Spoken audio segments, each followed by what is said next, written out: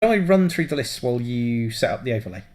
Yes, that sounds like a good idea. We've actually gone through quite heavily through Darren's. Have a little butchers through Chris's. I'll also Brilliant. Also for your benefit here as well, Robin. So yesterday I was trying to sort the whole stuff out for matches and stuff, and Chris and Darren said, yeah, we'll be up for it. Darren then came to me and said, what do you want us to fly? Do you want us to fly something meta, or do you want us to play something fun? I was like, I don't really mind as long as you think it's something that you think could be interesting. And he went, well, just say a ship. And I was just like, I don't know.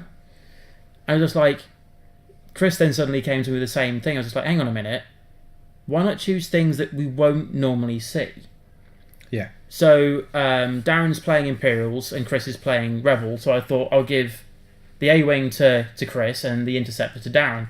For two reasons. A, you don't see him very often. And B, the new film is, you've got technically the new Interceptor, which is the Silencer, and the new, supposedly, A-Wing Mark II. Yeah. So it'd be nice to get that all tied in one. I was just like, that worked out quite nicely. Have we got the chat feed up anyway, just in case anyone's talking? It may be that no one's talking to us at the moment. We have got that up somewhere, but it's somewhere else. I'm trying to do this. No worries. So, Darren Squadron we've already discussed. Christopher is flying a Rebel Squadron, also clocking in at 99 points. So he's gone for quite a lot of fast manoeuvrability as his theme again. So we've got Tycho Chelphew in an A-Wing. So his pilot ability is you may perform actions even while you have a stress token. Clocking in at pilot skill 8 with the standard A-Wing stat line. And he is obviously packing the A-Wing test pilot title, as well as Child and Refit to get his cost down by 2 points. So the A-Wing test pilot title lets him take a second EPT. Speaking of which, he's then got Push the Limit and Rage. So all the stress for Tycho. He's then got some auto thrusters to back that up, but that means that Tycho can effectively do a huge number of actions. He can push the limit to boost and evade. He can evade and then rage. And if he does that, he's effectively getting the benefits of a focus token and a target lock. Tycho is just going to be stacking modifiers left, right, and centre. Yes, there's only 2 attack dice, that said, but still, that's enough mods to make those 2 attack dice really reliable. Yes, definitely, and especially with how things are these days, having 2 dice and just being able to outmaneuver stuff, get into range band 1, have 3 dice, and have all those crazy mods. Yeah, absolutely. So then we've got Jake Farrell, our other A-Wing ace, who is clocking in at pilot skill 9 thanks to veteran instincts. His pilot ability is after you perform a focus action or are assigned a focus token, you may perform a free boost or barrel roll action. Of course, like Tycho, he's got the A-Wing test pilot title, so he is then bringing veteran instincts and intensity as his 2 elite pilot talents. Intensity is, of course, when you perform a boost or barrel roll, you can then exhaust the intensity card to assign yourself a focus token. So Jake is potentially going to be hyper maneuverable and able to stack a ton of mods at the same time, which should be interesting to watch. He's then also got some proton rockets for some range 1 heavy firepower, and in a slightly brave move, guidance chips rather than auto thrusters. So those proton rockets are going to hit like a truck, but Jake is just a little bit less defensible than he might otherwise be. Yes, indeed. Darren. Hello. Chris is just putting together his ships, because neither of us have ever flown these before, so we're just we're dusting them off at the moment. Good show. Yes, we'll be obviously underway in a few minutes. And then last of all, Christopher's bringing 9 Num in the T-70 X-Wing. Yep. So one of the less flown T-70 pilots, so possibly not one that all of our viewers will be immediately familiar with. But I love his ability though. So, 9 numbers pilot ability. When you receive a stress token, if there is an enemy ship inside your firing arc at range 1, you may discard that stress token. So you can stack a lot of stress and not really suffer any ill effects for it. He is equipped with the Push the Limit elite pilot talent, perhaps unsurprisingly. He's got some vectored thrusters, so he can barrel roll. A pattern analyzer, so he can do his perform action step before his assigned pilot stress step. R3A2 to stress people when he shoots at them, and the Black 1 title so that he can drop target locks off from himself or another ship at range 1. Yes. So all handy stuff there. And very obviously Chris is going to be aiming to fly 9 num in hard and fast, probably push the limit so he can get into that close range, drop the stress from push the limit by being to range 1, and then use R3A2 to stress his opponent at no detriment to himself. No, definitely not. So Chris has obviously just now brought his stuff up to the table.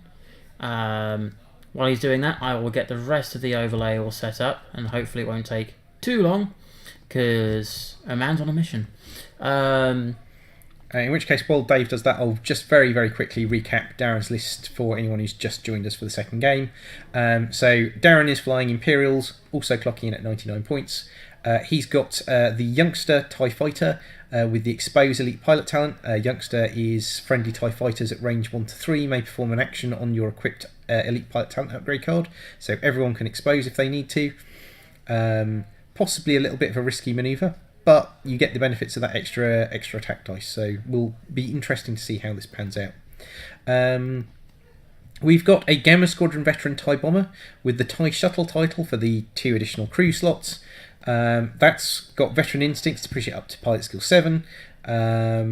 A twin ion engine for shedding stress on all of your bank manoeuvres, a fleet officer for mass assigning focus tokens, and a systems officer for when you execute a green manoeuvre, you can assign a target lock to a ship within range 1. Then we've got Colonel Jax in the TIE Interceptor. Colonel Jax, of course, enemy ships at range 1 cannot perform the focus or evade actions and cannot spend focus or evade tokens. He's got, interestingly, the Trick Shot elite pilot talent, so if he's shooting through an obstruction, he gets an additional attack dice. The Royal Guard TIE title to give him 2 modification slots, although only one of those have been used, so I suspect Darren has taken that for purely thematic reasons. Or as we were saying, if you've built the list and then at a later stage gone, I don't have room for that second mod, it's a 0 point thing. Yeah. I mean, Connor, of course, being part of Palpatine's Royal Guard, would be flying the Royal Guard TIE. And then, as you would expect from a TIE Interceptor, he's packing some auto thrusters in there as well, just to make him a little bit harder to hit at range 3 or out of arc. And last of all, we've got Omega Ace. That's the First Order TIE Fighter, who's got the pilot ability of you can spend a focus and target lock to convert all of your dice to crits. Yeah, we were actually looking at this because there's a plan, a battle plan, I think, that Darren's going for. There is indeed. He has got a comm relay in his tech slot, so he can take a evade token and then bank it for later use, so it won't go away between turns.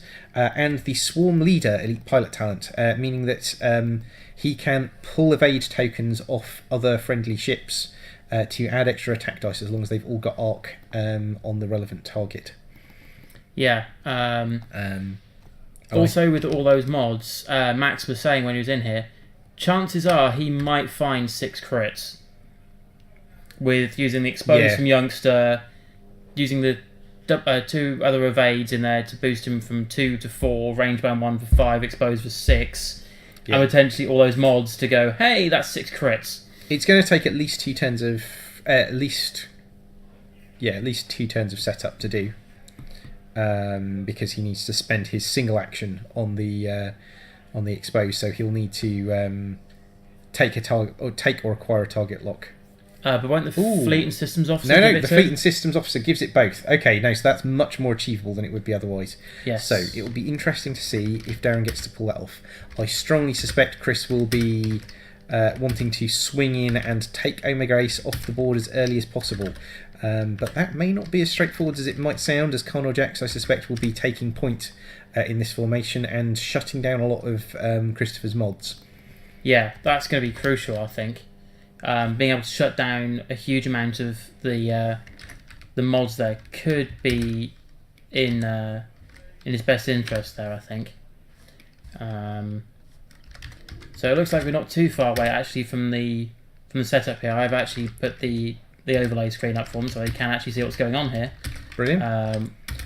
Christopher's just pulling together his upgrades by the look of it.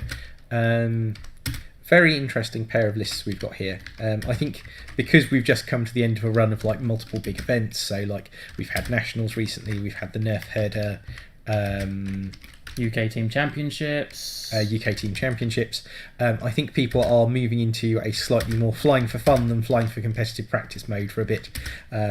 As at least here in the UK, we've not got any definitive dates announced for regionals as yet. So we're finally in an off season for X-Wing.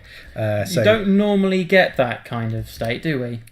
You used to, but like the UK is quite lucky in that we are getting a large volume of events. Like this year we've had the Avian System Open, we've had the European Championships, we've had Nationals, and then we've got the unofficial events that get run around the country as well. So UK Team Championships and Nerf Herder, both excellent, well-run events. I'd wholeheartedly recommend any of our viewers who didn't have the chance to make it along to those this year, see if you can make one of those unofficial events next year, because they are really well put together, very well put on. Team Championships is a unique play experience because of the team format, and Nerf Herd is a charity event raising money for a good cause. So something I would strongly encourage people to get involved with. And the guys who run both of the events are like all lovely people. So yes, because when we were getting ready to get going for the UK Team Championships, as I was saying, I took my light up Lancer. That was a nice ring to it, actually. So I was speaking to Ian, who was one of the TO and one of the head judges as well. Yeah. I was like, I've got this Lancer. Do you have any issues with me using it? At which point he was like, well, what do you mean a Lancer with lights? So I shared it all to him, and he was like, yeah, I have no issues at all with that. Which was just like, thank you very much. And I played 5 games before we left, and none of my opponents had any issues with it, which was nice. How did you do overall? Personally, on a personal level, I won 3, lost 2. As a team, That's very respectable. We won 4 as a team. We just didn't quite manage to get 2 wins running at the same time. Yeah. The first game, we all got points together, but we just couldn't put it all together for a win, which was unfortunate. Yeah. But when I was looking at the event standings at the end, we weren't the team with the lowest number of wins. Yep. We weren't the team to have the lowest MOV if you then looked at those that finished the whole 6 rounds. So we were doing something right. Yeah, you guys had clearly got some stuff working there. It was just that trying to get that second result, I think, was just our undoing there. We're ready to go. You guys good to rock and roll? We're basically there with the overlay, so by all means, when you get everything all set up, take it away. When you get to the table and ready to get started, just give us a thumbs up and we'll start the timer. Okay, no. Yeah, we can't guarantee this is going to last very long. That's all good, man. They aren't the best lists we've ever made. They look like a lot of fun. That's exactly what I was looking for. And the thing is, because I haven't had much mobile data or Wi-Fi connectivity over the last few days, it's just like, messaged you guys last night, then all of a sudden I get these lists and I go, yeah, that is interesting, different, and built with the list specs. Right. Cool. Give us a thumbs up when you're ready to roll. Hello, everyone. Hey, it's Buddy Elliott. Not too bad. Interesting pair of lists we've got coming up here. You'll be very pleased to see an A-wing, yes. 2 A-wings. Yeah, 2 A-wings on Christopher's list. And then Darren's packing a exotic assortment of TIE fighters. Colonel Jax, Gamma, Omega, Ace, and Youngster. Those are, 2 of TIE Foe. Well, a TIE Foe, a TIE Fighter you don't see often. Gamma Squadron Vet, standard, in there. He's a TIE Shuttle there. And Colonel Jax, very anti... That's gonna cause problems with Jake. Yeah. Yes. Also, you'll be pleased to hear we've not got it up on the overlay because it's kind of irrelevant. But despite the fact there is only one modification on Carnal Jax, he's still in a Royal Guard tie. Awesome. Yeah. Because I think when Darren built the list. Okay. That looks like Darren has won the initiative roll there, which will actually have some impact with Tycho at pilot skill 8. That's going to give him potentially some choices about where Carnal goes. So we'll need to see what order ships get deployed in before we'll know for certain where that initiative has gone. But that is going to be an impactful decision. Do you think a lack of auto thrusters on Jake is going to affect things too much in the game? I think with a lack of turrets, it's not going to be a big miss, but definitely range 3 shots are going to be more impactful. Those range 3 shots are going to be a worry, I think. Hopefully,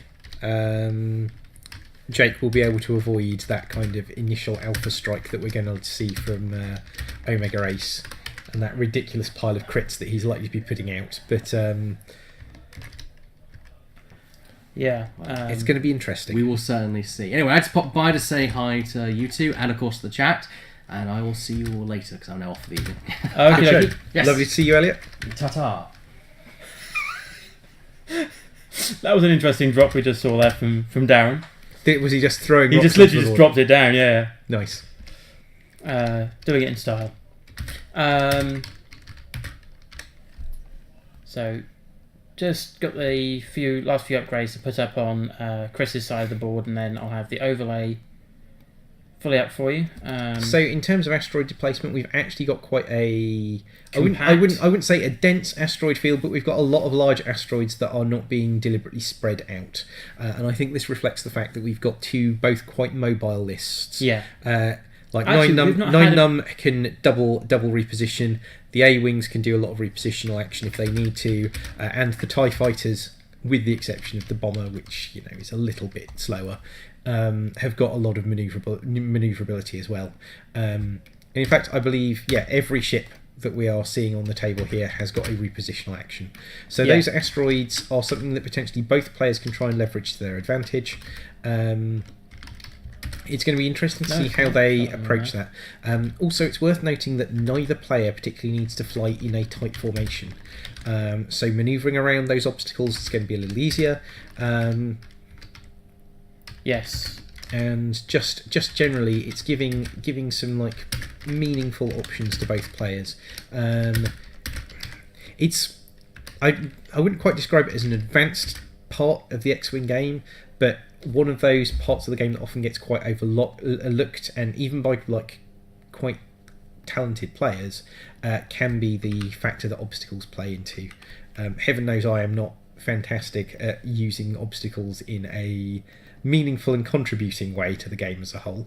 I have a bit of a tendency to 2 them into the corners and try and tuck them out of the way, though partly that's because I've been flying a lot of Alpha Strike lists of late where I just want to try and have as much clear just stick space them as over I there. can. For me, also, it's nice as well because tonight we're not actually seeing one large ship on the table, which is something of note. Because in the Guns for Hire match we had before, there's no large ships in that. There's no large ships in this either. It's a very just nudge the display across. The display you're working on across, just so I can see where Chris is deploying. So it looks like Darren's doing a kind of slightly loose formation with his ties. Very, very reasonable. He's giving himself some space to manoeuvre and some options about what he wants to do. While Christopher is going for a much wider deployment. So it looks like we've got 9 num there, just in the top left corner, in a position where he can slightly more directly joust into parts of Darren's list. Okay, so that's Carnal going down. So from that, Darren's given Christopher the initiative, which I believe is very much the correct choice. That gives Carnal the maximum in terms of repositional ability and allowing him to shove himself into position where he needs to. Yes, that's going to be huge as well. There's the handshake to get things underway. And I'm nearly there with the overlay, which is nice to have it sort of basically there by the time we got Yeah. started this time, Robin, because last time it wasn't there. I mean, to be fair, last time we were also dealing with an exceptionally quick game. So, in terms of Christopher's deployment, we've got 9 num right up the top. We've got Tycho in the middle, in the red A-wing, and we've got Jake Farrell in the blue A-wing down the bottom, I believe. That would make sense because of the colours they normally run. So let me just get the actual markers up here, and then I'll bring the overlay up. And then meanwhile for Darren, we've got the Gamma Squadron veteran bomber as the bottom part of his formation. Then I think that is the TIFO as the next one up, so that's Omega Ace. Then we've got Carnal Jax in the red Royal Guard Interceptor as the one above that, and then finally we've got Youngster at the very top. So Youngster, the Gamma is there. Yep, and Omega Ace is there. I believe so. Well, we'll find out in 2 seconds when Youngster moves. Yes. So we've got, and also actually, yeah, this is the right way around because Omega Ace is in the Typho and the Typho has white wings. Yeah. Yes, I am such a nerd and I don't care. So I'm going to be interested to see how people start moving in this. Obviously 9 num wants to go for a quick and direct approach in all of this. And also, he wants to really get in there and engage, doesn't he? Because I'm not sure what Darren wants to do. Like normally with TIE fighters, I'd be a bit more like take a cautious, measured approach, try and like find your range, get your work your positioning, because it's not a full TIE swarm. But really, what you want to do is just like go for that god shot with Omega Ace. And probably do it as early as possible to try and like wipe something off the board, because with that pushing through potentially quite a large number of critical hits, that can really do a lot of work. Yes, definitely. And also, if that's pushing through 6 crits, potentially. Yeah, though that needs range 1, which is going to be... Jake and Tycho are going to be in a lot of trouble because they've got 3 agility dice each. So if they even stop 3 of them, that last crit could be a direct hit. Okay, so looks like Darren's going for a fast approach here. That looks like 4 forwards to me from Youngster. Closing range quite rapidly. Now, what is he going to do action-wise? Barrel roll across. Okay. Yeah, no, that seems reasonable. Clear some of that obstacles. Give yourself a better line of approach. So now we've got 9 num, who is also going quite far forwards. That looks like another 4 forwards to me. Mm-hmm. Do you boost here? No, you barrel roll across. Yeah, of course, vector thrusters. Yeah. Yeah, because there's no do we want to pop the chat window up as well, just in case there's anyone? Yeah, no, that's already, that will come up in here. Oh, okay, cool. If you're in the chat at the moment, just type something in there to say hi, just so we can reassure ourselves it's all working. Yes, that's always good to know. If there's anything you also want us to discuss as this game goes ahead, please also let us know on that one as well. Okay, so then we've got an arcing bank across from the Gamma Squadron veteran. Is Darren going to use any of his upgrades on that? No. Yes. No. He's thinking about it. So systems officer, isn't it? Systems officer doesn't apply. If he didn't do a green manoeuvre. Well, he did because of the twin ion engine. Of course he did. Yes. No one's no range for target lock. Excuse me. Good thing. I think it's good to know that you're still here with us. Good show. So yeah, he is going for a quick banking approach in. He is just wanting to hammer into 9 num as quickly as he can. And also remember, he wouldn't have known where everything was going to deploy, because if he's given he's going to know where 9 num and eventually where Tycho is going to set up, but he isn't going to know where Jake's going to set up until Jake's been placed. No. So 5 forwards there from from Tycho rather. Whoops. Who is part of skill rise? The numbers are correct, but in terms of their boost round, why would you do anything else? And push the limit. He's going to push the limit. What is he going to push the limit for? He is going to push the limit for a rage. Now, has he managed to close into range 3 of that bomber? I don't think he cared. I think he just wants to go for the most number of stress you can get in a game. I wish Elliot's still got. Well, I hope Elliot's still got the. That is an impressive 3 stress already on Tycho in the first turn of the game. This is some nonsense. You wait until Chris elects to do white manoeuvres for the rest of the game to not remove one of them. It'll be interesting to see if he does have range on that bomber, because if Tycho can get an early shot off on there and start chipping some damage in, that will be really worthwhile, particularly since he's not going to be taking any return shots from Darren. No. Yeah, definitely from where Karnor is, he knew he didn't need to do any barrel rolls, any boosting, because he knew he was out of range of everything. So 5 forwards from Jake, who is throwing himself into the action. And I think Chris is just having a quick ponder about what order he wants to do things in. I have a sneaking suspicion that Asteroid is in a slightly awkward place from his point of view. I think what he'd really like to do here is barrel roll towards the centre of the table. Is that even going to fit? I think he would have liked to barrel roll towards the centre of the table. But it'll fit. This is going to be close. So he's going to have to boost and then barrel roll. Okay, so going across, then I would imagine he's going to intensity. There we go. To focus. Into the focus token. Focus then triggers in Jake's ability. Yeah. Which then means, because he's done his boost, he can only now barrel roll. And that's why I think he would have liked that lateral barrel roll slightly earlier on to get him into a stronger position. Jake's I think now ever so slightly out of position, but it may be that Chris is going for a slightly longer game approach here. But he could just do it like a one bank anyway. Yeah, one bank, get himself in between that gap, and it's, Yeah. So end of the turn. That is range 3. Oh, no, not end of the turn. Chris has slightly out of order spent the focus token to then because he refresh probably intensity. didn't check Tycho. But Tycho is going to take a long-range punt onto the bomber. The odds are slightly in the bomber's favour at this point, but Tycho does have a superb selection of mods that he doesn't even hugely need. Just a focus token spent there for 2 hits. Let's see if the bomber can defend against that. And that is paint on all 3, spend the focus token. What's really funny here, actually, is both these A-Wings have now got huge action efficiency. Tycho doesn't care about the camera, gents.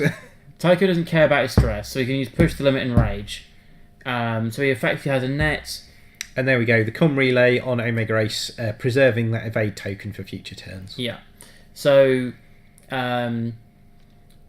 Tycho not worrying about stress. He has effectively a constant target lock that he doesn't need to put a target lock for. Has a focus that he can use for offense or defense. Yeah. And he's pushed the limit into it. So he's already done one action to get there. So one of the interesting things, not hugely relevant to this game, though there is the Black One title on 9 Num, but that's on the same side as the rest of Christopher's ships. I think Rage has got a lot of mileage in the current meta, because we're seeing quite a lot of Alpha Strikes being a feature of the game at the moment, which are quite target lock focused. We're also seeing quite a few abilities kicking in to design to strip those target locks away, be it kind of like the Intensity BB-8 Poe build that can like strip 2 target locks a turn, be it Wes Jansen starting to see a little bit of return, or countermeasures. An upgrade that like sort of 18 months ago you would have just been like, it's sat in my folder, I've never used it, has suddenly become a real staple of several different builds in the game. Yes, because it's not unusual to see like Dengar or Dash or Lebo taking to the board with some countermeasures on board.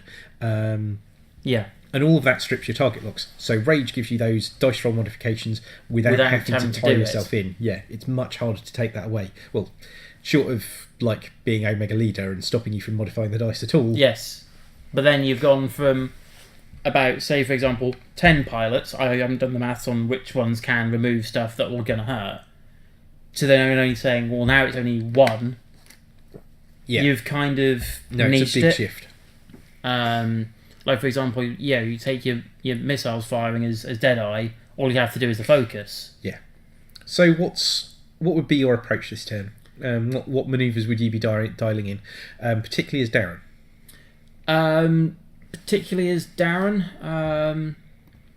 that's a good question. And speaking of the good questions, just noticed that the timer has gone AWOL, which is not helpful.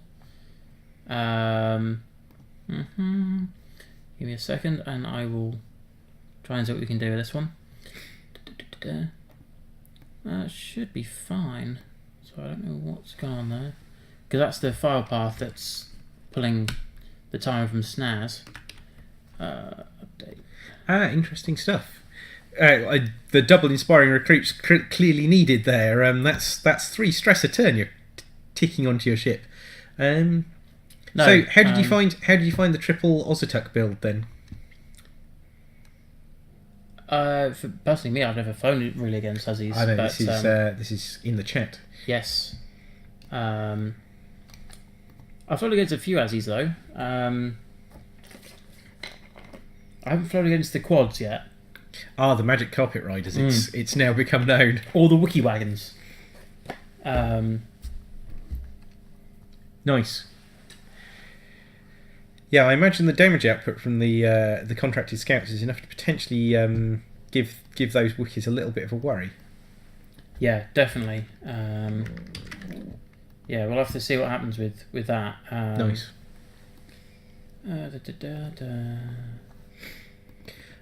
So, Darren needs to be a little bit careful here because he wants to get in quite close range and put a punishing shot onto 9 Num. But he's going to have to move Youngster first. I think what he ideally wants to do is put 9 Num into a position where he can block... put Youngster in a position where he can block 9 Num. And I personally would probably go for about a 4 forward, because that way you're either stopping 9 Num quite short in front of you, or you're going to be... So you're protecting more like a here kind of situation. Yeah. Now, the only downside of that is if 9 Num goes slow, which I suspect Christopher's probably going to do, you are then giving 9 Num a free trigger of his ability because there's going to be a ship at range 1 in arc. So it's that risk the other option is you could just slow roll 2 forwards, as slow as that TIE fighter is going to be going. In a straight line.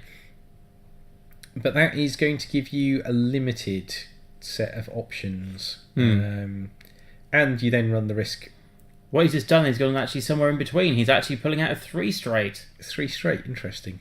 Ironically, I put that in the right place, but if there had been a 2 straight though.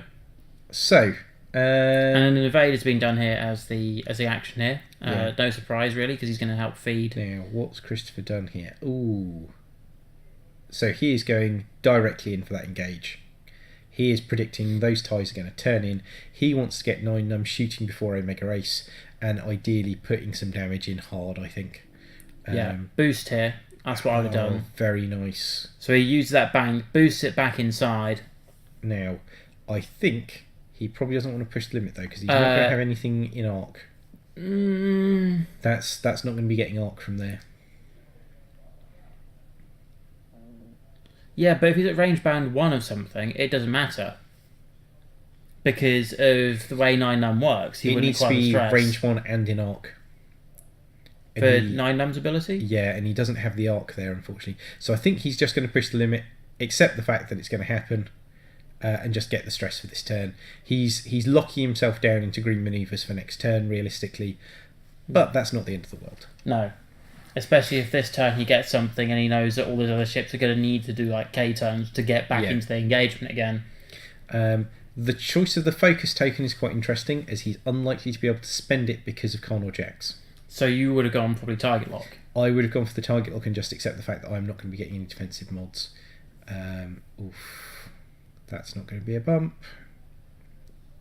That is not great news for Christopher. There. That's going to be a range 1 shot onto 9 Num, and I'm fully expecting to see... The full mods here. The full mods, and he's probably got the range 1 back for the systems officer onto Omega Ace. Just interested to see if... Yeah, well, the lock's going down, so it's clearly range 1. And then the... presumably fleet officer, so focus taken for some people. I'm assuming probably Carnor and Omega Ace here. Nice bit of flying by Darren here. Christopher's ended up with And also in a actually thinking slightly about- awkward position. And also thinking about the Interceptors live and die by their actions philosophy, he's already got that focus. Yeah. If he doesn't evade, he's got the turtled effect Yeah. with no absolutely. stress in this situation. But you've had to build round it with the bomber. Ooh. Now, where does that bump is the important question, because if that's bumping... Yeah, Chris acknowledges where this is going and he knows exactly what's about to happen next. So, the only saving grace he's got here is there is no expose because of the bump. Yes, no action. Yeah. So, that could be a lot worse. But yeah, again, if this hurts big this time, it's going to say to Chris, you do not want to get near here again. Yeah. You do not want to get close again. So, being realistic about this, 2 dice from Oma Grace, 3 dice... Ooh, is that going to be a bump? 3 dice from range 1. I don't think it is. Now, is he going to be able to get any Swarm Leader in there at all? If Carnal can get in there, which he can. So Carnal's going to take the evade at this point. Yeah. And So he can potentially get a 4 dice shot out of this, which can just go straight into 4 crits. especially if Carnal has opened up the hull there by punching some of those shields off. Yeah. Not all, but say some. Very importantly, Chris has got initiative. And that is going to be a big deal in the shooting phase, because it means 9 Num gets his shot before Omega Grace gets to land any crits on him. Yes, true. Very key, because with Blinded Pilot, with weapons malfunction, with, like, there's just so many things that you don't want to happen to you. So hopefully he can hit some damage in card and see where things go from there. He doesn't want to have to do it, but if he can exchange 9 Num for Omega Grace, it's not the worst thing in the world. Carnal Jax is going to be a huge problem at that point, and he's really going to need to save those proton rockets for that purpose. But Tycho isn't going to be spending most of the time anyway. He's going to go rage, and I'm just going to reroll everything now at this point. I'm at range by 1, I have 3 dice. Yeah. Try and dodge me. So I think we've now just moved to the point where we are assuming Tycho is stressed forever. It's just a question of how many, I think, is the assumed here. He had 3 stress last turn. Shed 1 from his forwards move, but gained another 3. Yeah, because he's only got 1 sitting there from as far as I can see. This is where I go, here, have a dice. And start counting. I've done it with the focus bank on Kyle Gatan. Has he done a repositional action? Did he just go forwards, or has he boosted as yet? Because if he hasn't boosted, I would be really tempted to do the boost forwards into range 1. It doesn't really matter which way round he does this if he's not. There we go. Ooh, Chris, don't nudge things. No, I'm terrible for nudging things myself. I can't talk. So Then that's rage. a nice bit of flying. That's some range 1 shooting going to be happening there. But the stress hasn't been applied. It's fine. I think they're now just working on the assumption that this is going to be stressed forever. Because currently the count should be 4. So, nice bank into position there. Very close to that debris No, field. 5. Sorry, I can't do maths. Move forward to there. So, closing range relatively rapidly with Jake. Probably not quite as rapidly as Chris wants at this point. But so we've got some intensity for a focus. Then Jake's ability kicking in, and he is barrel rolling across to presumably open up his lines of approach. Yeah, I think at this point it's a given that you're going to probably end up going through through the asteroids here. Well, specifically, it's giving him some options to get those proton rockets off next turn, because I think he really does need to pump those in quite quickly at this point. Yes. There is a very, very real chance that 9 Num dies here. Chris is actually probably going to have to be moderately lucky with his dice for that not to be the case. Yes, because he's got effectively 3 lots of shots coming in here. Yeah. So we're going to be looking at... Tycho will be shooting first. Then we'll be seeing Carnor. Well, Jake might have range on something. Jake will have range onto the bomber at least. Be interesting to see where that shot goes. I think the bomber's probably the correct choice of any of the available options. Just because there's no shields on here. 2 dice with a focus isn't going to be doing enough to really injure anything else. And also, there is no shields. So if there's a crit deal here, which means that it can't shoot. So 1 hit. There Nicely was 2 saved. evades anyway, wasn't Yeah. there? So Strong. So Tycho into Omega Ace. I was about to say Omega Leader. I've been thinking about this the whole game. It's not Omega Leader, it's Omega Ace. Very different kettle of fish. Okay, so... Yep. Use Rage. Rage for the reroll. And there's a focus there. Spend the focus into... That's 3 hits. looking like 3 hits, no crits. Yeah. So, Darren gets a strong triple evade there. That is very much what he wanted to see. So actually 2 evades plus the evade token. Yeah. But still a very good result there. And unfortunately not enough damage to make him consider spending that focus token. Not that he would at this point. But, so there we go. This is the 4 dice attack. He's going to... This is Carnel's 4 dice attack. So yeah. I think he dodged some of that. I think he dodged a lot. He's not drawn any card. He's not moved any shields. Nice. Okay, that definitely helps. I can't see any removal of shields. We are slightly at the whims of the players actually showing us what's going on, but I think he's managed to get away relatively scot-free there. So, Nine is going to now be putting some damage, hopefully back into Omega Ace. Chris could do with a strong natural dice roll there, which that isn't really. 2 hits is alright, distinctly average. That looks like 2 blanks and a focus. This is a shot from 9-9. Where is R3A2? I think he may not have remembered to use it this turn. Because if that had gone on to Carnor, or onto any of them... I think that's going into Omega Ace. He's trying to whittle some damage in as quickly as he can. So, Swarm Leader, he's going to spend the evade token from Carnor. A red dice for that. Making sure it's a blank before it's rolled.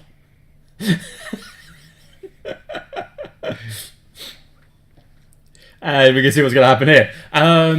So yes, that's 4 red dice. 2 dice. 1 for range 1, 1 for Swarm Leader, and then spend the focus and the evade and tick all of those straight up into crits. So 4 crits, a brutally punishing opening shot. That's the way around Omega Leader. Because you're adding results, then spending the tokens, not for modification. Oh yes, you're right. You're changing. Adding results is a dice modification. Because adding number of dice is... Oh, and they retrospectively applied R3A2. So it's a casual game. No one's stressing over like mistriggers No here. one's stressing over.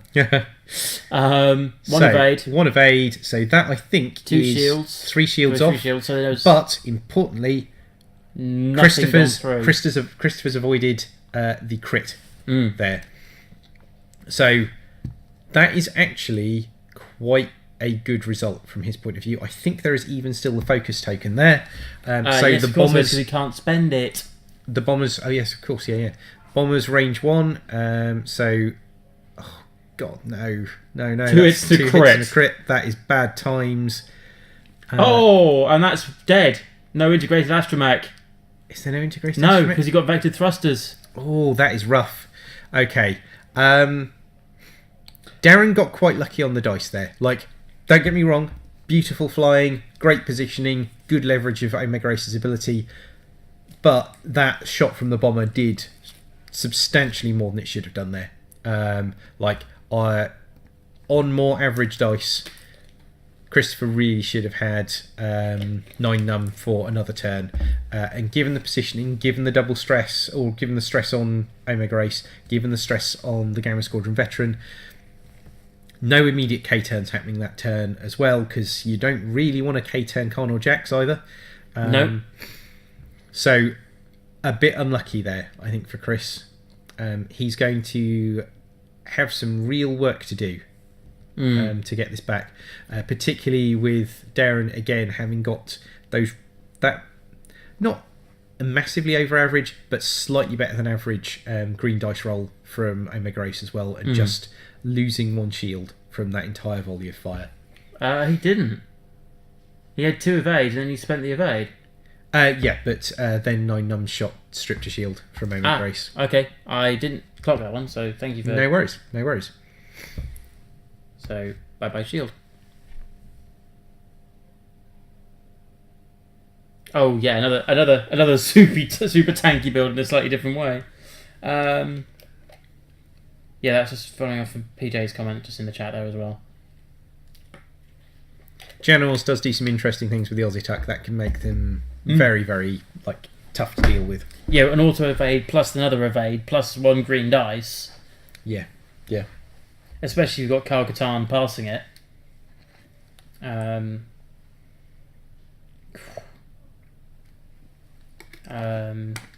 But yeah, I think Chris just needs to nip in behind here when he can.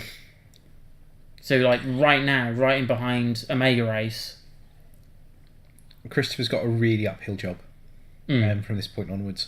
He needed that 3 attack dice to do something. He needed that 3 attack dice power from 9 num to be able to, with any reliability, push through the focus and evade tokens that those ties are very rapidly going to be able to stack on.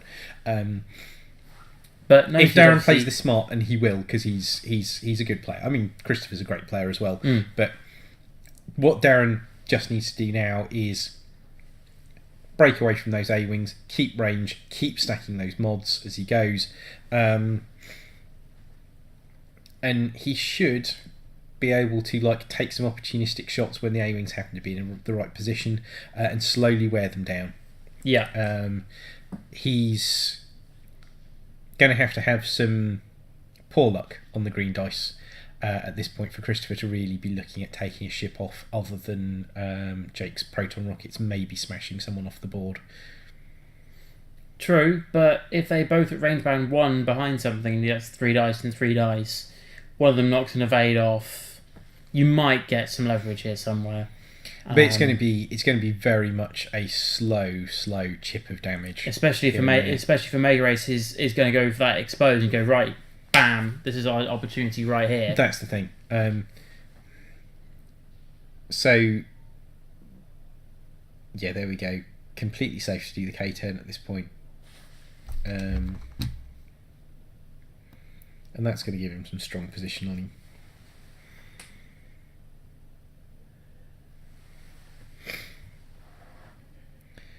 I wouldn't be shocked to see a K-turn from Connor here actually either. Because you have the range to do so. It would be a slightly risky manoeuvre. You are going to leave Connor slightly exposed, but you've got 3 dice, you've got the auto thrusters. There is a decent chance that you'll be taking shots at range 3, even though the A-wings can approach very fast. So we're just quickly marking Connor to get him out of the way. I suspect so that Omega Ace can break away from the engagement. I mean, Omega Ace has done her job and more at this point. She is succeeded completely. She has earned her pay for today. Yeah. Well, even if all she does from this point onwards is act as a distraction to draw Christopher's attention, she's doing work, because then the other ties can move in and try and pick on the A-wings. So, having said all of that, the A-wings themselves are also quite defensible, so it might be a while before we see a huge amount of meaningful damage actually going through here. But an A-wing only 4 hit points, a meaningful damage could equally be 1 shield going. Okay, so the bomb's swinging around to there. I wouldn't be hugely surprised to see some very rapid, very close range firepower going into that bomber, and the bomber disintegrating potentially this turn. I don't think it's taken any damage as yet. No. But No, because everything went to try and hit the bomber, it failed, and then went those A-wings can potentially very rapidly close into range 1. So it looks like we've got a fleet officer kicking in here, and the systems officer as well. So no target lock acquired from the systems officer. But oh yeah, there we go. There's the fleet officer kicking in, stressing the bomber, and I would guess, yeah, there we go. So he's leaving. Darren is leaving the bomber quite exposed here. There is a risk that his green dice blank out and he ends up losing it from all this, because I'm expecting probably a 1 hard. There we go, 1 hard in from Tycho, then a boost round to close the range if you can. Banked boost will probably fit in there, and then a rage. To get some nice strong mods on there, and a strong number of stress, which would now be at 7. Yeah, no, something like that. The one is a white, isn't it? 1 half the is white, so white, it'd be actually 8. Yeah, but not that Jake cares. It seems like Jake is not a very good stickler for the rules. Well, like from Tycho's perspective, by the time you're at like 7 or 8 stress tokens, it's not going to be coming off for the rest of the anytime game. soon. You're not going to clear that in the number of rounds that there are in an X-wing game. Being realistic about it, no, because when Tycho wants to reposition, he'll hard turn, he'll boost, he'll like leverage maneuverability like that. Mm-hmm. Yeah. Now, are we seeing? No. The K. We are not seeing the K. Oh no! Hang on. He shook his head here.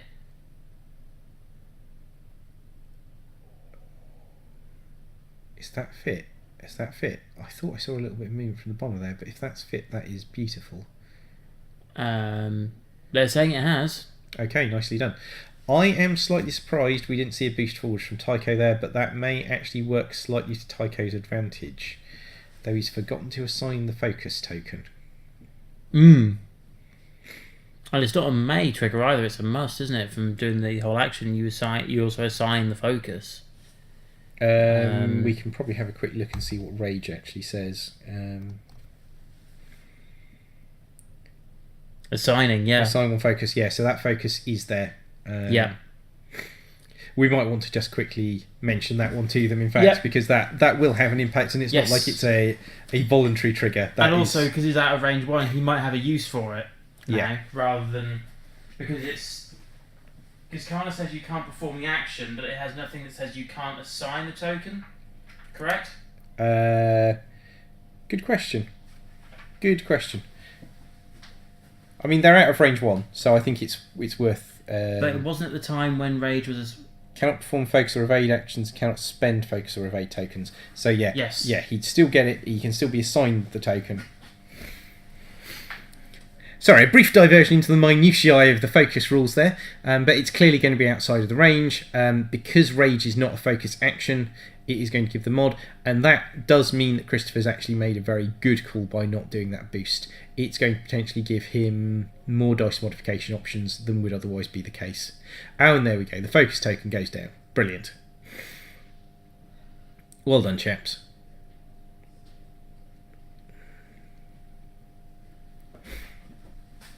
Okay, so... Yeah, Chris said, good, fair point. Oh, I'm not sure about that choice there, Chris. The proton rockets are great, but this isn't the moment to do them. You don't want to be at range 1 of Kana when you're shooting your proton rockets. Because you can't spend... Oh, but he just got axe. Oh, that's seems 5. Is that 5? Has that just... Naturally rolled 5. Okay. Take it all back right now. I still don't fully stand by that call. That's Kana dead. Okay, that... Jesus. So, 4 damage, goes straight through. That kills Kana Jax outright. Chris makes quite a solid call there. I'm going to freely admit, very dubious about that decision to use the proton rockets there. But in retrospect, you'd probably be looking at an average of 3.5 hits once you take the guidance chips into account, without having to spend any mods. So, and I believe Christopher is playing the smallest violin in the world for Darren there. Oh dear. Fair, under the circumstances. So that does help to even the field a little So bit. effectively at this point, it's 9. It's basically 9 num for Carnal. Yeah. It's still that packet. So this is the shot coming through from Tycho onto the bomber, just for the 1, which is actually quite good from Christopher's perspective. Oh, is that with Chris? Which crit is it? Nice. Which Blinded Pilot. Is that Blinded Pilot? Is it Blind or Stunned Pilot? Yeah, it's Blinded Pilot because it's immediately been flipped down. That really helped Chris hit. Yeah, that was the only shot that was going to hit Jake. So that's a point of damage in. Tycho didn't even have to spend his focus token to push that crit in, which is good as well. So that means that Tycho, I think, is going to be at range 2 by the look of this. So that is spending... no, range 3. Oh, is that range 3? Yes, he's got 4 dice in his hand. Nice, okay. That is what Chris wants here. That gets him auto thrusters. He's got his focus token. He happily dodges that. Yep. So that is a strong bit of manoeuvring going on has there. just said he's actually really happy that Chris has got rid of Carnal. No, that was huge. Christopher getting Connor off the board really puts him back in the game. I suspect Christopher's best call here would be to try and take the bomber off the board, as the other 2 TIE fighters become a lot less effective without that fleet officer system officer combo. Like, it's much harder to pull off Omega Ace's ability.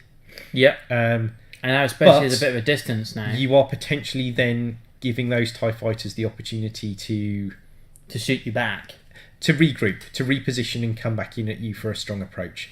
But then at that point it's going to be quite difficult for Jake to actually get a shot on that bomber if the bomber does the smart thing and just does a 1 bank.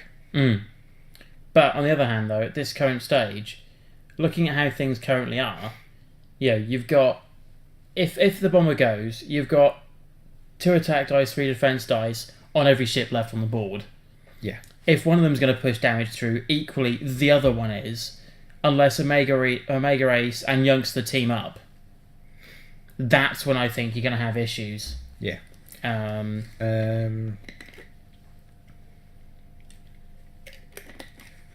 Especially range band 1 against something, because it won't have auto thrusters and it's not Fen Rao. So Jake is kind of Chris's main weapon here at this point. With that pilot skill 9, with those double repositional abilities, it should be very difficult for those TIE fighters to get a shot on Jake that Christopher doesn't want them to have. No. Even Tycho has got a strong pilot skill advantage at this point, but with only a single reposition, a little bit less of a thing. Yes. We'll have to see that. I'm assuming. Let's see. Do we think? I'm not 100% certain that a 2-turn in towards the board edge would work. So I think we're going to see a 1 turn in from Omega Ace to start coming back around towards the fight. The other option is potentially a 2 sloop, but I think that would be cutting it a little dicily with the board edge there.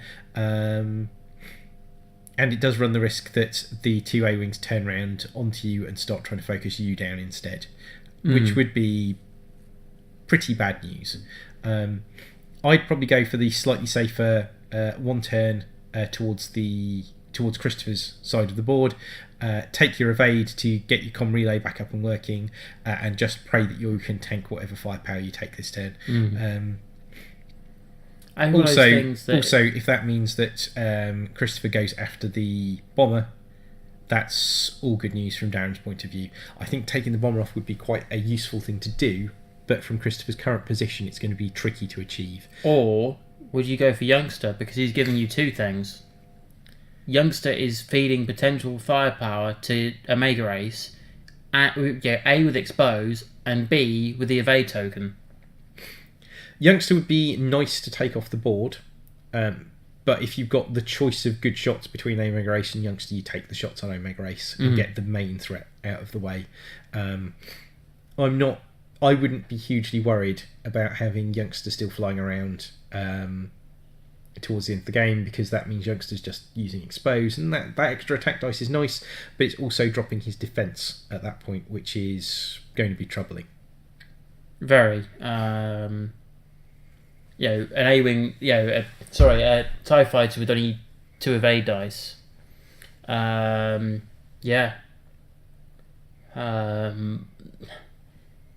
when you start to get iffy territory. When it's 2 against 2, then you're looking at the way the dice naturally roll. And I think this turn's going to be quite key. Okay, so my guess is what's going to happen. Darren's going to 1 turn Omega Ace towards Chris's edge of the board.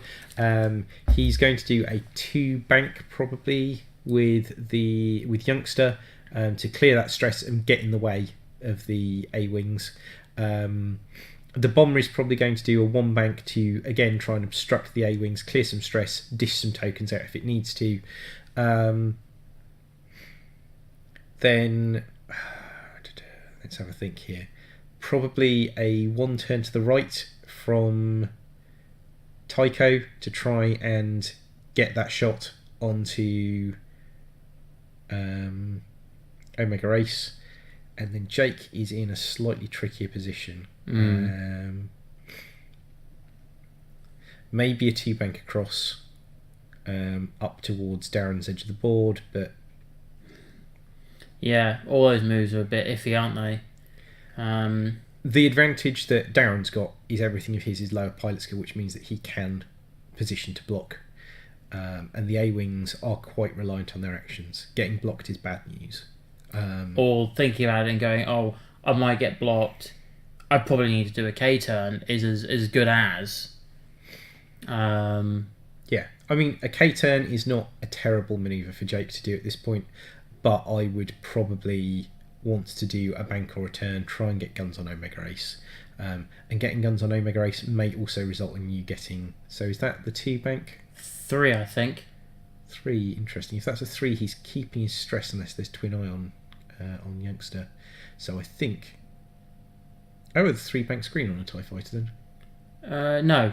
I was supposed to put it back straight back. Good show. Okay. Good to know I'm not hideously misremembering the dial. So, that potentially gives youngster a strong shot. It wouldn't stop the 1... Ooh. So, that's a green manoeuvre, but it's across the debris field, so he will immediately get that stress back. Always slightly risky going across a debris field with a bomber. It's only a 1 in 8 chance of getting that crit, but there's no shields. No shields at all to soak that for you. Yes. So if that crit occurs, it's pretty saddening. It does not, however. So let's hope that Christopher hasn't decided to chase the bomber, because he's going to struggle to get good shots on it. So is this the 1 turn? Yeah, there we go. Nicely done. That's what we want to see. Take your evade here, Darren. Get that comm relay back up and working. No, you're going for the block. Now, that should actually stop a 1 hard there. Very nicely done.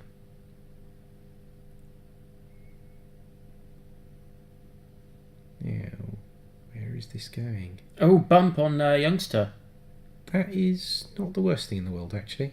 Like, the bump is not ideal, but I don't think he's not in any firing arcs there by the look of that. And he's stopping youngster from getting a shot on him, which he otherwise might have done. So that's not terrible. There we go. Yeah, that's a good call there. That hard turn in there.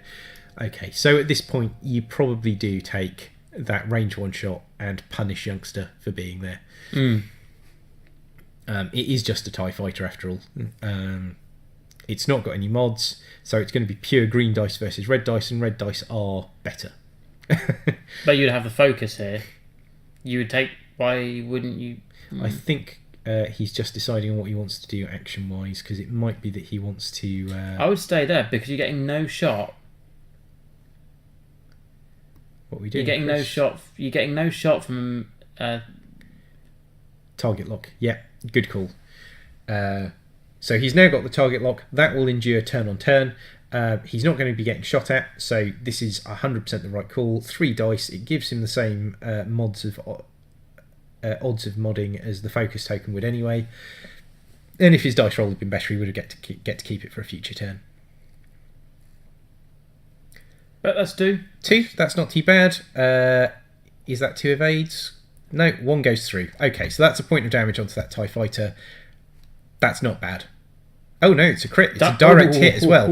Okay, Youngster is in actually some quite serious trouble now. Especially as he can't turn round, he's going to have to disengage completely. And then Tycho does have arc on that bomber. Interesting, okay. So 1 hit, but 3 green dice from the bomber. Shouldn't that be 4? Probably. Oh no, it's range 2. It's range 2. There we go. Direct hit onto the bomber. Okay, this is... The crits are helping here. So that's... the bomber is now down to 3 hull remaining. Youngster's down to 1 hull. Christopher's got 2 full health A-wings left. He's done a very good job of pulling that around. That proton rocket shot onto Connell was really key. That I think was the thing that has really helped to get Christopher back into the game, because after losing 9 num so early on for so little comparatively, and not Chris's fault there, but some good flying by Darren and some strong dice by Darren as well. Yeah, but knowing about Carnal, I would have then taken the target lock rather than and you at least had some attack punch you could have thrown in Darren's way. You don't get the 5 dice though, because you have to shoot the proton rockets using. No, I'm meaning from 9 num before we blew up. Yeah. Because you would then, you would have then taken the target lock. You could add some attack mods because you can't spend the focus and stuff like that. Carnal really does influence the way you play the game as well. Like it can have some very. That's personally why I like him. Yeah. Well, he makes you make some very peculiar decisions. It's very similar to Palob. Like the number of times that I have not taken an action when I've been in the vicinity of Palob because he can take my focus, he can take my evade. That just makes their list stronger. I don't get any benefit of it. But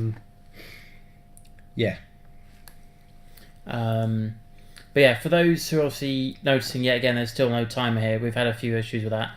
We've got about 28 minutes left on the game. We will make it clear when there's about 5 minutes left as well. And make that aware to the players as well. That's something Christopher can probably win this game in the time remaining, but it would not shock me to see this round fully go to time.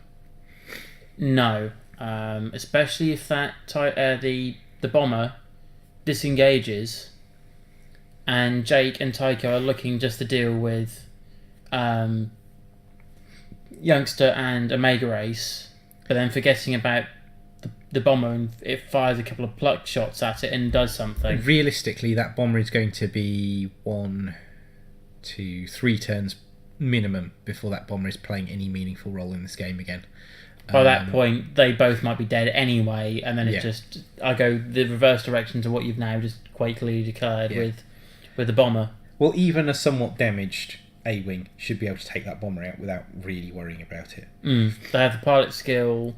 So as long as Christopher doesn't trade more than one of his ships here, for those 2, then he's in a strong position.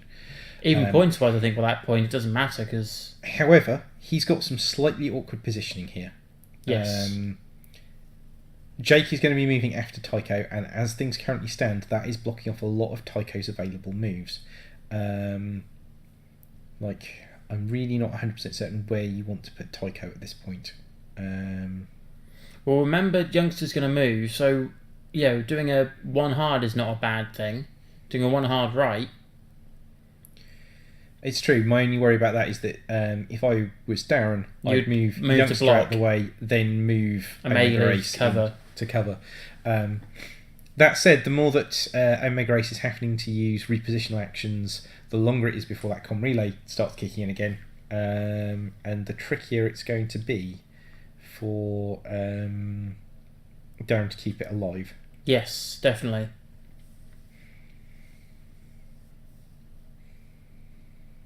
Definitely.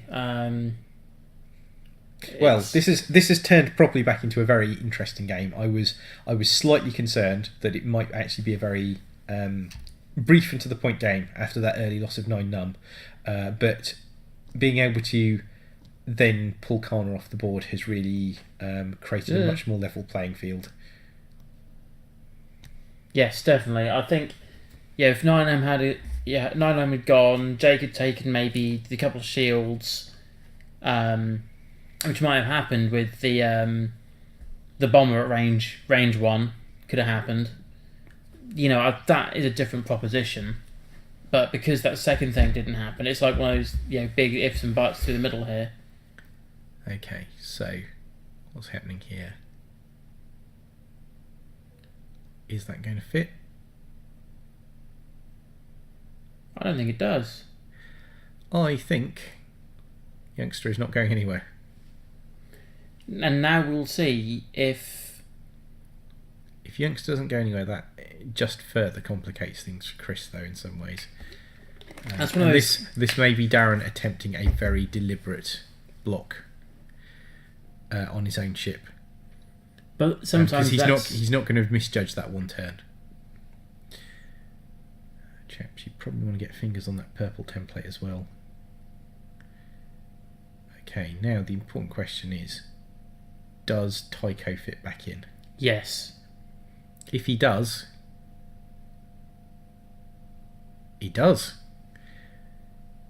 That is interesting. I suspect Darren was going for a deliberate blocking manoeuvre to just kind of like put youngster in the way, really hamper some of the places that Christopher could go. Yeah. So, yeah. 3 bank across, shed that stress token, start getting yourself into a position where you can start turning back into the engagement. So next turn we'll probably see that white 3 turn from the bomber to arc it back round, and then it can start playing some kind of roll around after that. Yeah, and checking for range for target lock, just because. Yeah, well, it's unlikely that it's getting shot this turn. Not impossible, but unlikely. Yes, I'd agree with that one. I mean, you could 3 bank Tycho down round towards the bomber, then boost it in, then rage and go bananas because Tycho doesn't care about the debris field really. No, he wouldn't care about that either, because he can take that stress. Is that another 1 turn? Yeah, that's going to be a bump now, isn't it? Jesus. Yeah, Darren I think was really banking on that blocking because that is not going to fit. There is no way that is going to fit. No, and that is just not going to progress really. Yeah, there is no movement possible there for that ship. So, does that turn fit in? This could be a turn where there's been interesting bumps all the way across the board. If Chris gets that 3 turn in, the bomber's in serious trouble, and Jake may then just be able to swing in, I suspect, possibly bump into youngster, and do some very nice, very, very nice. Good stuff, Chris. Wow. So, do you try the banked boost here to try and close range? Or do you just go for the... the bank boost isn't going to give you range one, is it? No. What about barrel roll and barrel roll? It can't barrel roll. Oh, because it's Jake's ability that gives him the barrel roll and they don't natively have one. So, rage, push the limit, doing something, there we go, taking the boost. We'll see where that puts things. Yeah, that's not bad positioning at all. So that's firmly on the bomber's tail at this point. And don't forget your focus. There we go. There we go. And then, is that going to smack into the side of youngster? 2 forwards. Interesting. I think that is going to be a bump. But that should still get Jake arc. And he can start applying... No, it's pressure. not. Is that not a bump? No, that's got to be overlapping, surely. Jesus. If that's... Everything here has been literally touch and go. If that's landed, that is really going to swing the game. Yeah. Target lock and focus. No, because you're going to do 1. Yeah. But you take the target lock. Oh, he's going for youngster because he only has 1 hit point left. That's probably a fair call. Focus fire. Take a ship off the board. It's the right thing to do. You're not going And also to do 3 damage to Omega Ace in eternal likelihood. I would be tempted to try and push the damage on because the comm relay is an effect. There's no defensive mods. You can potentially really, really punish it. But the also, odds of you killing remove are slim. you remove most of the combo and most of the issue by removing Youngster. And the kill on Youngster is a much stronger proposition. Yes, because you lose the expose, so he takes about 18, 19 points out here. If he had a focus, that's. It's always the way though. Okay, so 2. Is that 2 evades? No, it's 1. 1 evade and a focus. Nice. Yeah, that's good stuff. Now you can see. No offense, Robin. Now you can see why he was the Athena Store champion. Big bold calls. It's a strong play and it gets the ship off the board, and it was playing very much into the what's the word I'm looking for? Maintaining target focus, target discipline. But I don't think that was any damage onto the bomber there from Tycho though, but not hugely surprising. What I mean is a bold play with those prockets on Carnor. Yeah. It's like sometimes statistically, that wouldn't normally have killed Carnor, I suspect. No. 3s, 5s, so 3.5 versus actually about a 50-50 chance either way of killing Carnor or not. So, yeah. And especially there's no like stealth device. Yeah. But yeah, no, it's going to be interesting to see how this one turns out. I think this is now set in stone. We just got under 20 minutes left as well, so this is very much strongly in. Well, besides anything else, Christopher's now ahead on points. Yes, that was something I was just about to update here as well. So what are we looking at? 39. Well, that makes it easy. 39 points for 9 Num means that the total points left for Chris is 60. And I'm supposing also points wise 61 because there's a 1 point bid in there. No, 99 points. 9 Num is 39. Yeah, but he's still got the remaining points, so there's still 61 points left on the board. Technically, yes. Good point. So firmly ahead there. It's going to be difficult for Darren to get the damage through that he needs. So Swarm Leader is dead points. At this point, it's worth noting as well. He's not got anything to fuel it. So by this also principle, there's 52 points left on the table plus the 1 point bid. So it's not actually as far out as you think. No, but it's still firmly a lead. Yes. And that's the key thing. Because there's a very real possibility that we don't see anything else die for the next 20 minutes. I would hope that the 2 A-Wings would converge on that bomber and just kill it. Yes. And also by converging on the bomber, they will have the defensive mods. Because you would have an evade as the action for Tycho and then do rage. So you at least have the focus evade to defend against Omega Ace if necessary. And also Jake would normally probably go focus into barrel roll, into intensity, even to have the focus evade. But depends if he needs to have a double focus for the 2 repositions. Is Omega Ace. Omega Ace is 26.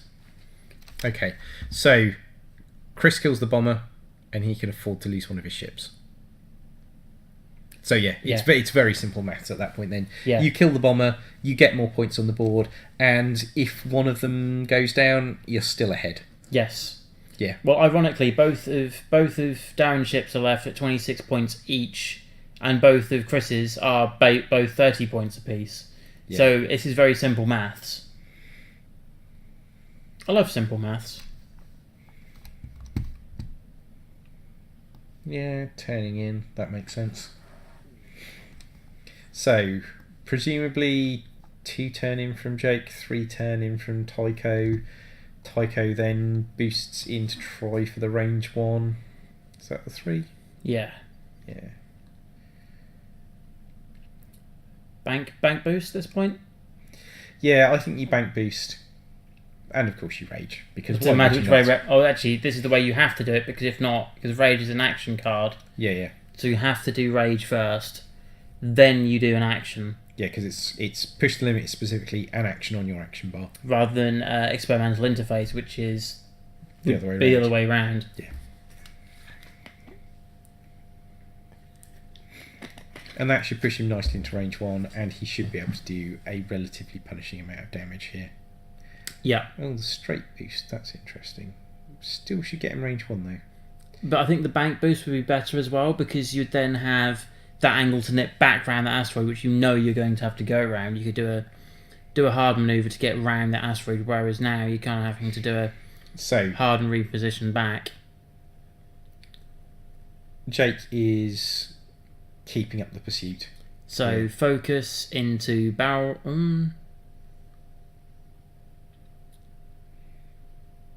He's not used intensity. Oh, he's not done Jake. Oh, because he's doing it that way round. Yeah. And then barrel roll. Yeah. So this way he gets an arc. You still could have done that from where he was with just the barrel roll back across. He wouldn't have got range 1 though, I don't think, because then he'd have done the move, barrel rolled, and then boosted in to be able to try. That I'm meaning from where he was, because he would have turned there, and then barrel roll back. I think he might have had I don't think he would have had the barrel roll back is the problem. Because I think he'd then have been overlapping the... is that out? Oh, sad times. That was a beautiful attempted bit of positioning though there, Christopher. Very, very nicely done. I really thought you had him. Yeah, because this is an interesting thing as well, because Chris was one of your teammates on Sunday as well. Yeah. Well, he's a very strong player. And an excellent human being, to be completely honest. So he's re-rolling the dice rather than spending the focus. He wants to try and keep that focus for defence. Does that pay off? No, it doesn't. So he's trying. He really wants to see these dice blank out. They do. Double focus. That kills the Gamma Squadron veteran. This is now just becoming game, set, and match, and just writing all the points down on the score pad. Now, isn't it, really? Oh, it would be. Darren can't win this in the time that's left. No. He doesn't have enough setup. Firepower. He doesn't have enough setup. Like, Omega Race can potentially put through a very punishing amount of damage onto those A-Wings, particularly Jake. But Jake's behind him. And also, remember that Tiger Lock's on Tycho, so Tycho can just fly away and go, well, now you're going to have to spend at least one action to reacquire your Tiger Lock, then another action for your focus. Yeah. No, it's going to be an issue. That said, I think the A-Wings are now going to struggle to put the damage through onto Omega Race. There's still 3 hull remaining. Jake should be able to continue that pursuit quite easily though, and Tycho, I imagine, is going to one hard towards Darren's edge of the board, boost to close in, and be in a position to start laying some shots in. And volume of fire is going to be a thing. Each shot that he gets is forcing Darren to roll green dice. It's potentially forcing him to spend the evade token that he's trying to keep Vicom relay. What Darren wants to see here, ideally, is some strong green dice on his next turn. And he's just not been having them all game so far. He needs to... Yeah, that's a strong move. It's about the only move he's got available to him. It does potentially, however, put him in a slightly vulnerable situation.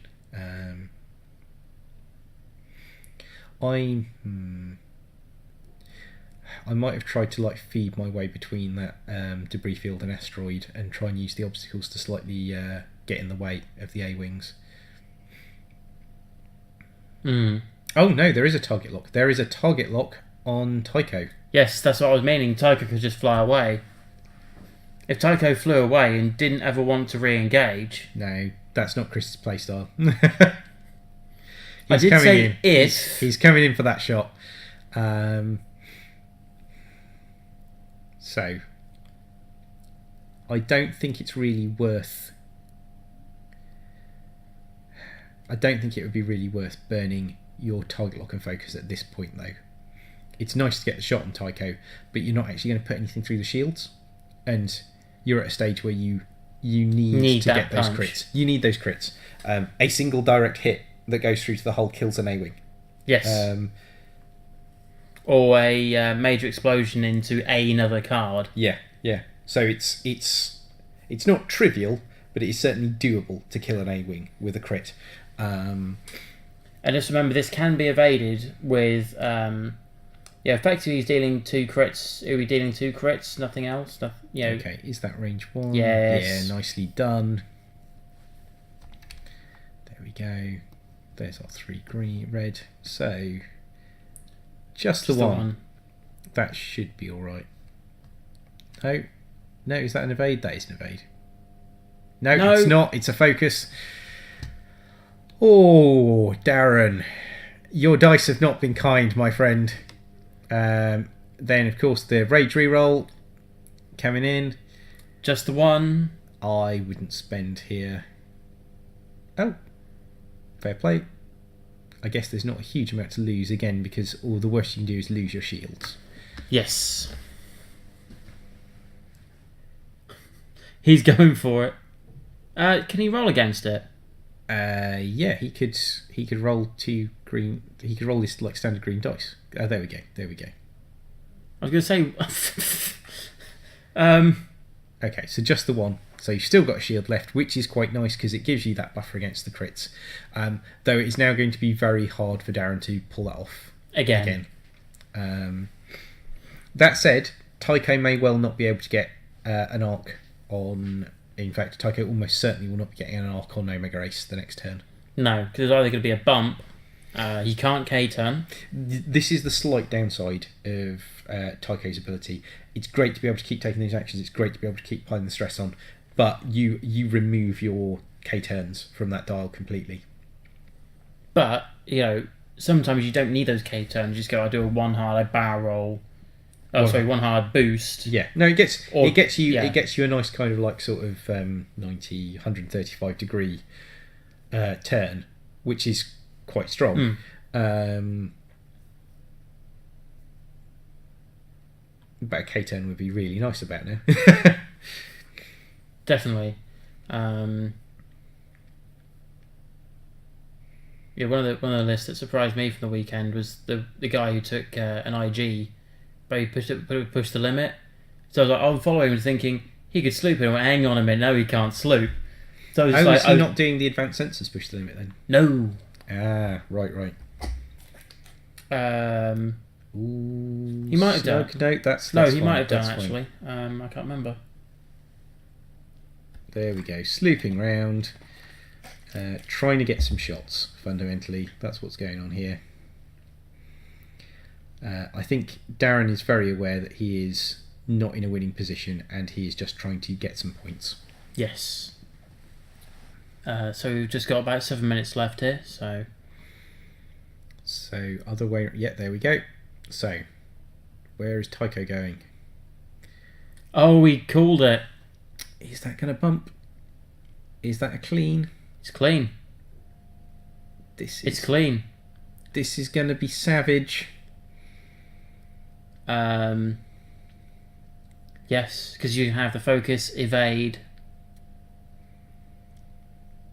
Chris has made some very good calls here with his positioning.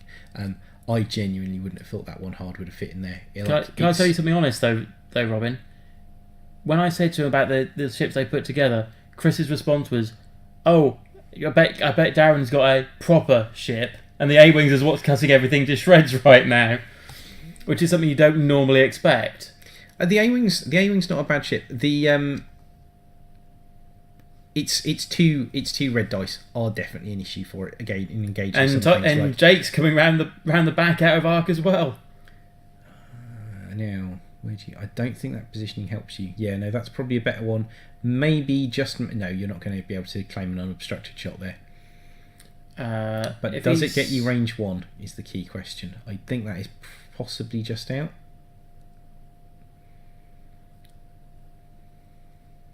Now we'll see by the number of red dice that are being rolled. No, that is range 1. Okay, nice. But only 1. That shouldn't be a problem to dodge. Yeah.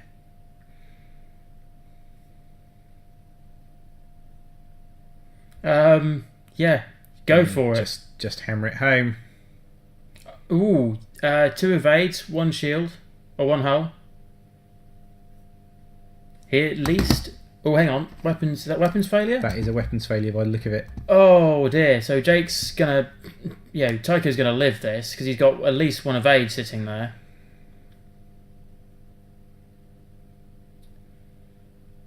That should be 2 dice.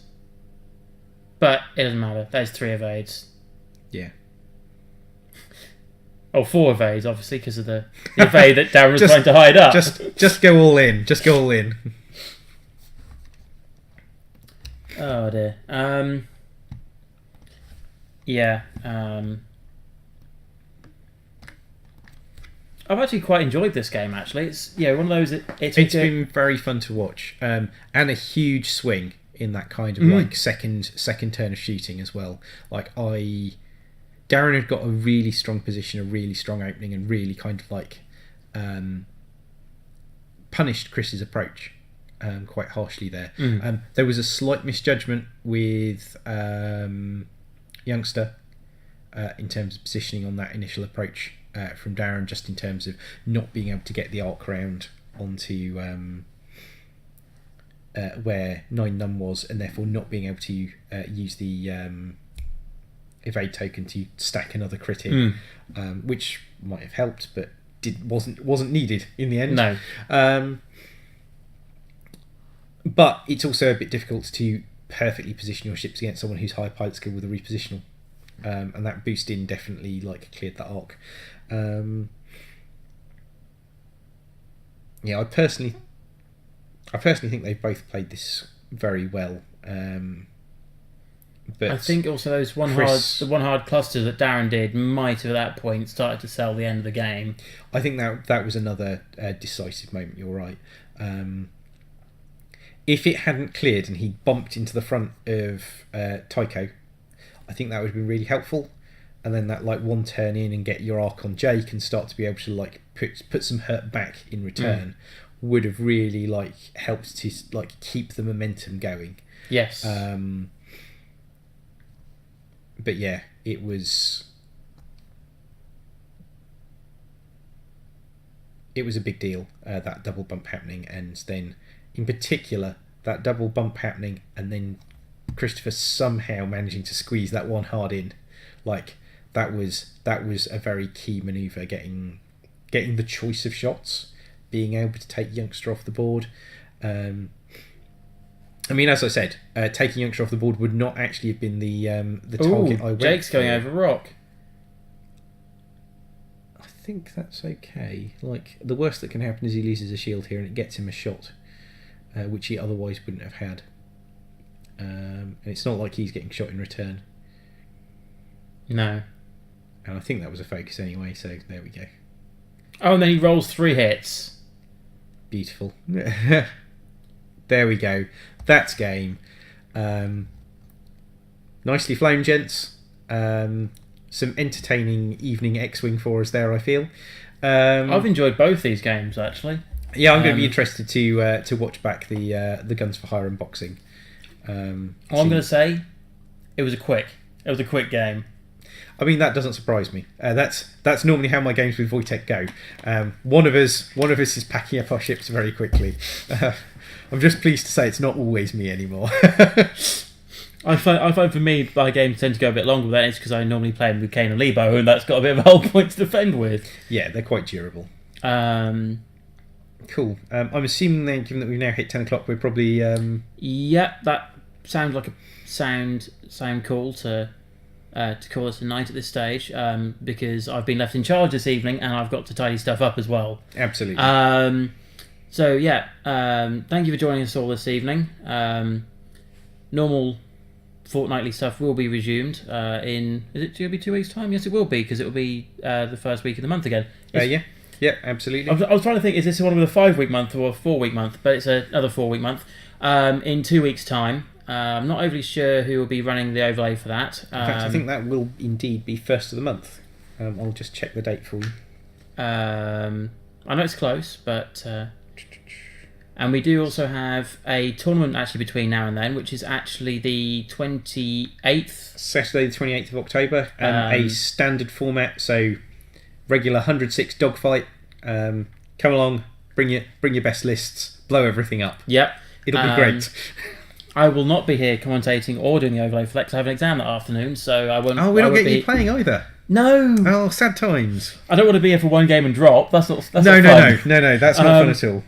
But yeah, we've got that coming up in a week and a bit's time now, and then we'll have our normal Wednesday flight night for you all again. So that'll be 1st of November. Yep. So that works out perfectly. That was. So yeah, thank you again for joining us all this evening.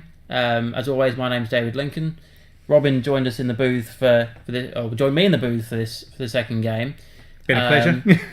It's been nice having you alongside me again. It's nice. It's nice to have that because normally you're on the other side, and that doesn't normally happen. Well, yeah, I do tend to be a fervent player more than a commentator when I can get away with it. Yes. And also a big thank you to Max, Michael, Wojtek, Chris, and Darren for the 2 games that we had on this evening as well.